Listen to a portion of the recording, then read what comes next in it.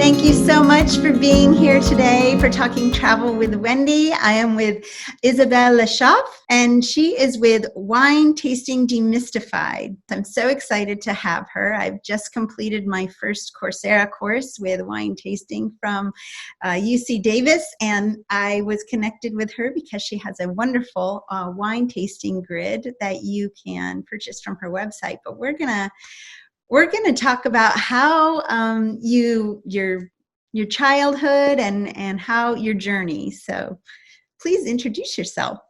Hey Wendy, thank you very much for having me on your show. I really appreciate for the connection and have the pleasure to talk to you and to your audience.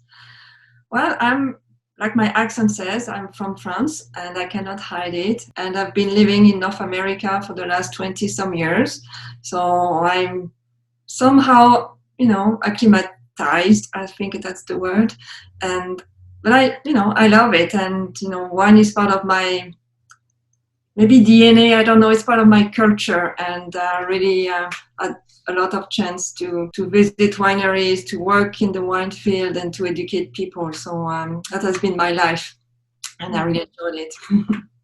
I always loved that the viticulture in Europe, it is a part of so many people's, the farm life of Europe, in that it really starts at a young age of appreciation of the grape. It's not always an easy crop to grow. No, it's very difficult indeed.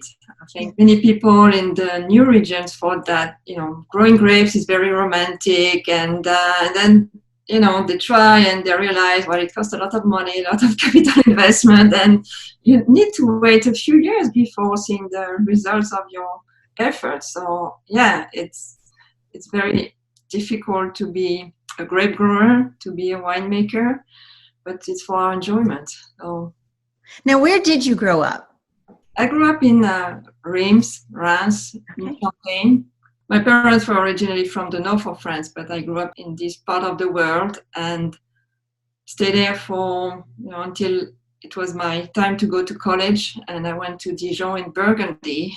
I trained in the south of France in Montpellier, another wine region, and eventually moved to the US. Yes. Okay. There is a legend. I can't remember, but the legend says that when I was 6 months old, my grandma put a drop of champagne on my lips, and I believe that's why I really enjoy bubbly. I like grandma. I have Irish descent, and when we were teething, my mom would put whiskey on your gums.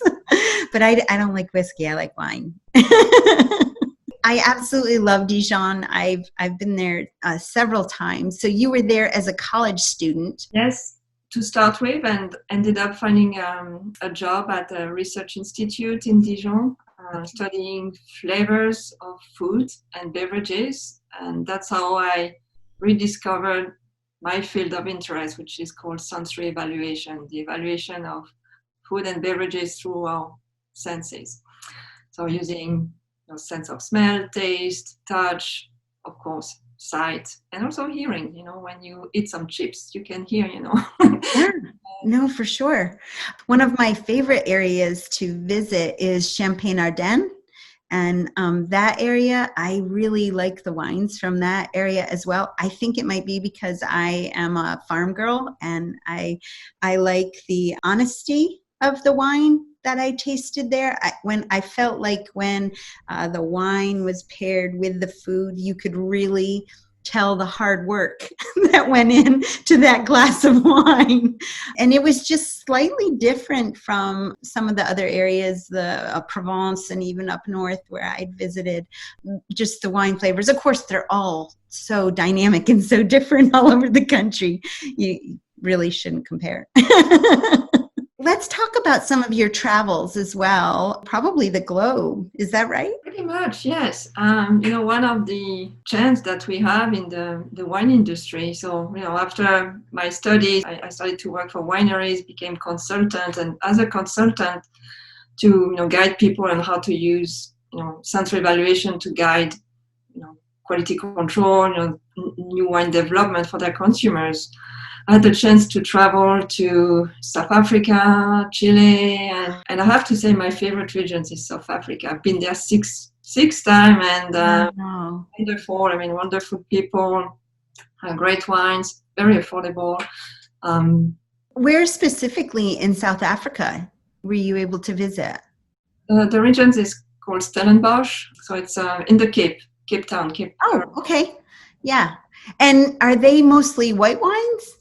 Whites and reds, Chenin Blanc, and you may have heard of Pinotage. That's their signature grape. Okay. Yeah. Because wine is so much about part of our culture. When we are kids, we see our parents drinking wine, and often before the age of 21, you can taste wine and be part of the celebrations. When I arrived here, I was shocked, I would say, to see that people had to take classes to enjoy wine. And I was just like, what's going on? And I had to really learn and understand the differences and realize that, yeah, I mean, cultures are different. You cannot drink alcohol before the age of 21. And really, that was not the culture of drinking wine with milk. No, I've lived a total of 9 years in Europe. Every time I go back, I'm there. That is definitely one of the biggest cultural differences. Is I can't even tell you how many wine festivals I've been to where they celebrate the harvest, and they also celebrate the planting. And then kind of stuff in between too. That the grape is very much celebrated, as well as, of course, Germany. When I was there, was beer. They have beer festivals quite a bit too. But yeah, a totally different relationship with alcohol in America than there is with Europe. I'm going through reverse culture shock now. I think it has changed in the last 20 years. I mean, wine is more democratized, I would say. People are enjoying so many brands. I mean, it's very confusing for people, and more people are drinking wines at restaurants or just has a drink. So, yeah, it has changed. We have a restaurant right here in Huntsville that's called the Flight Plan, and they offer a different wine for each course. And the courses are very small; they're kind of like tapas, the small meals. They start with the dry and go to the sweet, but you get 2 ounces of each different flavor, different wine. And then typically at the end, you decide which one that you like and you have another glass. And so you're pretty tipsy by the time you leave. I think that that's a good introductory, that's a great idea for a restaurant too, to help people with wine appreciation and just to get their feet wet. I'm sure you have those in Atlanta too.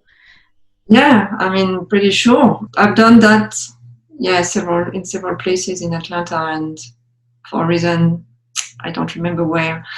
Maybe because I tasted too much at that time. But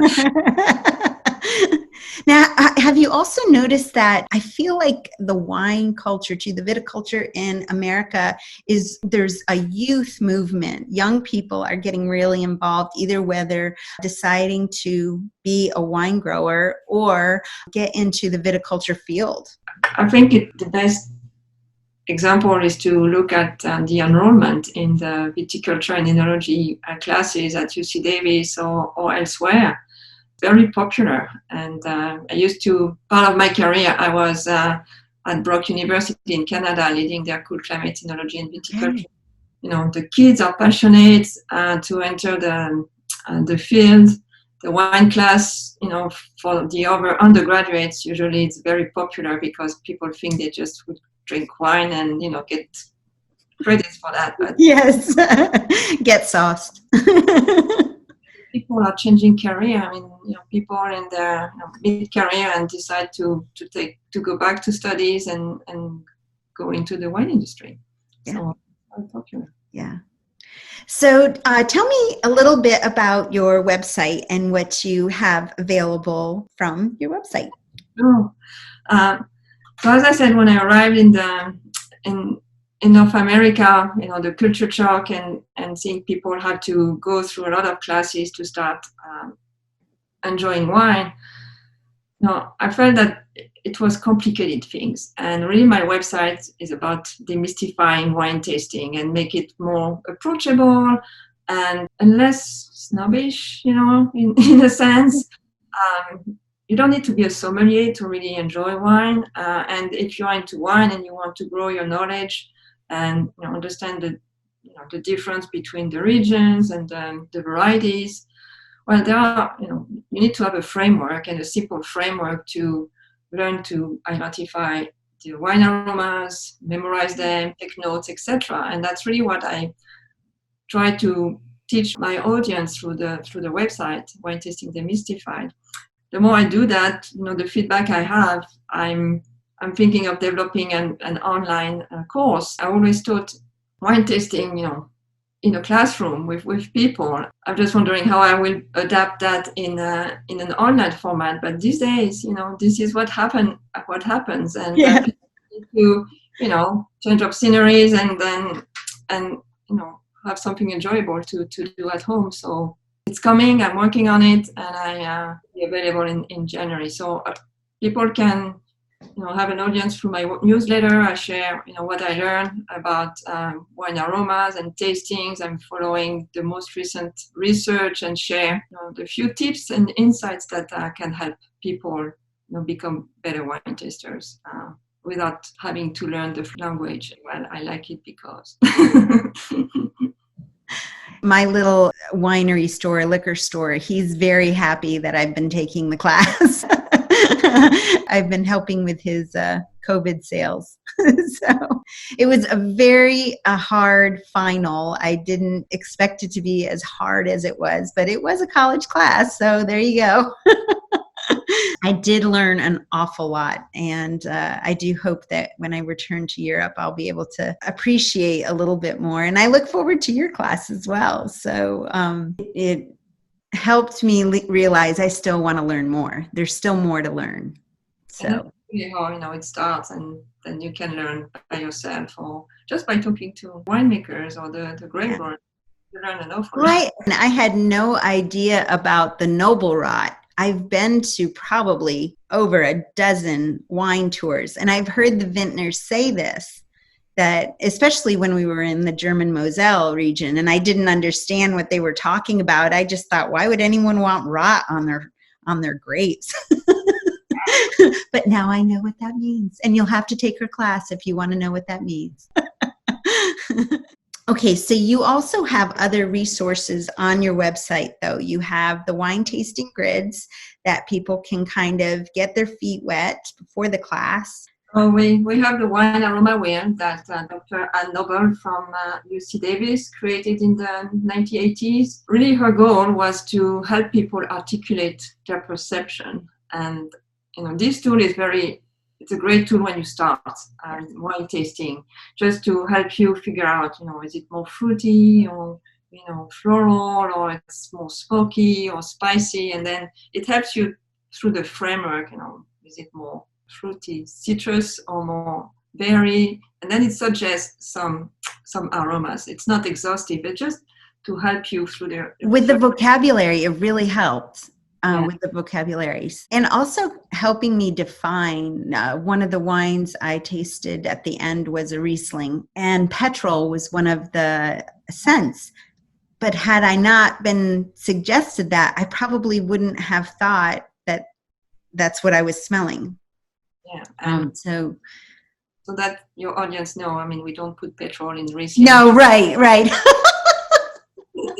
There's no wine with oil in it. Just to let you listeners out there know. It's your aroma of Riesling. It's just an aroma. And it doesn't make the wine taste bad. It actually makes the food taste really good. So well, my main project is really about building this online community and being available to people to help them through their journey. So we will start by an online class, and then with the participants, I would like to be available to them, through one-on-one coaching, or for people taking the classes like WSET or so many classes. It's overwhelming. You have to learn all these things about wine, grape growing, and climate impacts, etc. And you have to recognize those aromas that are specific to these different influences. but nobody really teach people on how to taste. They tell you, well, this is what a Riesling tastes, and this is what a Chardonnay tastes.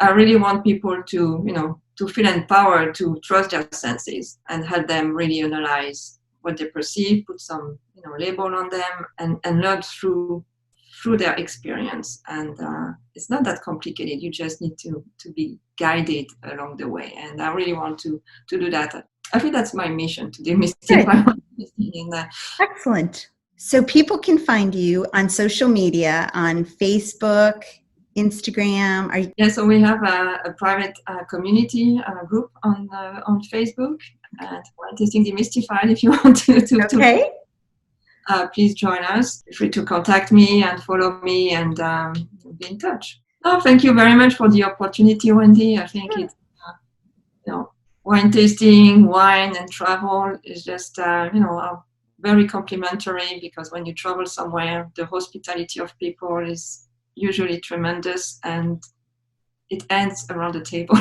It does. It does. I love that you just said around your table. That's wonderful.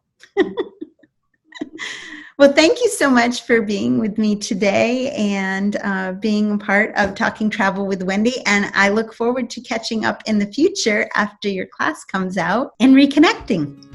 And thank you so much. Hi, thanks for watching the video. I hope you enjoyed it. I have much more content on my website, travelwithwendy.net, and you can also support this channel by becoming a Patreon patron. The links are below. Remember, it's always an adventure when you travel with Wendy.